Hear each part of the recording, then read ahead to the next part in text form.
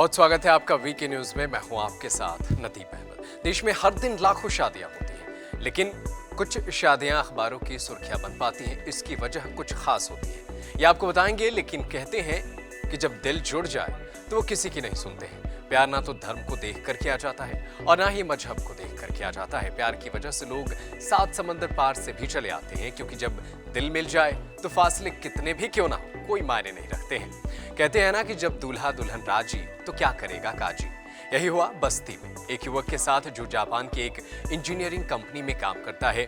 अच्छी जॉब और हुस्न और जवानी हो तो रिश्ते बनने में देर नहीं लगते हैं। दरअसल यूपी के बस्ती के रहने वाले अजीत त्रिपाठी जापान की टोक्यो में हिकारी तुलसेन कंपनी में सॉफ्टवेयर इंजीनियर है।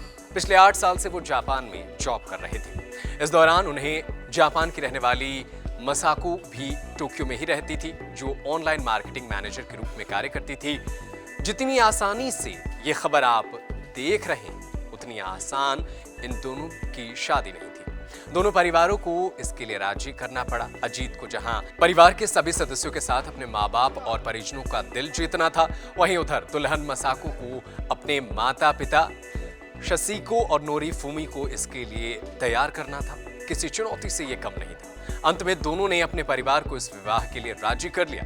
अजीत के परिवार के लोगों ने भी शादी के लिए रजामंदी दे दी और अजीत के परिवार की इच्छा के अनुसार मसाको का भी परिवार भारतीय सनातनी परंपरा के साथ हिंदू रीति रिवाज के साथ शादी करने को राजी हो गया और अब दोनों परिवार इस रिश्ते से खुश हैं। इस दौरान लड़के के घर वालों ने पत्रकारों से क्या कुछ कहा है, देखिए इस वीडियो में। सौभाग्य की बात है कि मैं भी उस शादी में साक्षी थी और मेरे ही रिश्तेदार हैं और उनका लड़का जो है टोक्यो में चला गया था जॉब के बाद। वहाँ उसे जापानी लड़की से प्रेम हुआ, 2 साल तक दोनों में प्रेम रहा और उसके बाद उन्होंने फिर आकर के हिंदुस्तानी तौर तरीके से फिर विवाह किया।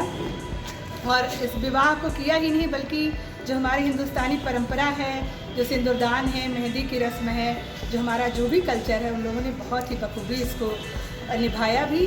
और लड़की के माता पिता ने आकर के कन्यादान किया। पूरी रस्म रिवाज को उन्होंने पूरी व्यवस्थित तरीके से यहाँ पे निभाया। बड़ा ही अच्छा लगा कि कम से कम हमारा भारतीय संस्कार अभी जापान, टोक्यो और चीन जैसे शहरों में भी लोगों को, देशों में भी लोगों को प्रेरणा दे रहा है। और हम सब विवाह के साक्षी हुए।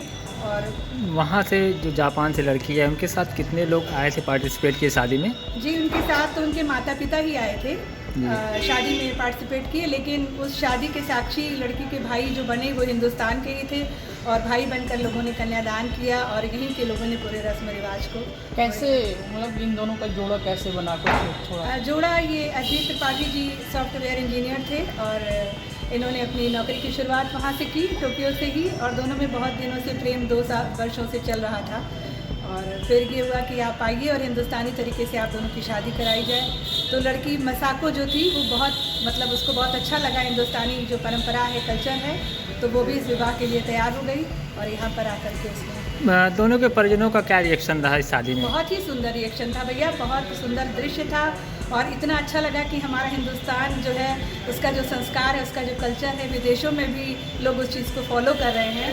बहुत ही अच्छा लगा। जी, आपका नाम? मेरा नाम संध्या दीक्षित है और मैं समाज सेविका हूँ, आप जानते हैं। और मैं उस विवाह में बतौर रिश्तेदार आमंत्रित थी, तो मुझे भी बहुत जो अच्छा लगा। दूल्हा था उनकी आप कौन? मैं दूल्हे की मासी हूँ जी। बहुत धन्यवाद। विवाह के बंधन में बंधे दोनों दूल्हा दुल्हन बताते हैं कि 2 साल पहले दोनों में दोस्ती हुई, जो प्यार में बदलती चली गई। इंजीनियर अजीत त्रिपाठी से भारतीय संस्कृति के बारे में जानकर मसाको भी काफी प्रभावित हुई। फिर दोनों ने विवाह करने का फैसला लिया और आखिरकार उन्होंने विवाह करके अपने खुद से किए गए वादों को पूरा कर लिया। वैसे इस शादी के बारे में आप क्या कहेंगे, हमें कमेंट करके जरूर बताएं। देश दुनिया की तमाम बड़ी खबरों को देखने के लिए बने रहिए वीके न्यूज के साथ। धन्यवाद। वीके न्यूज उत्तर प्रदेश उत्तराखंड, सच का सारथी।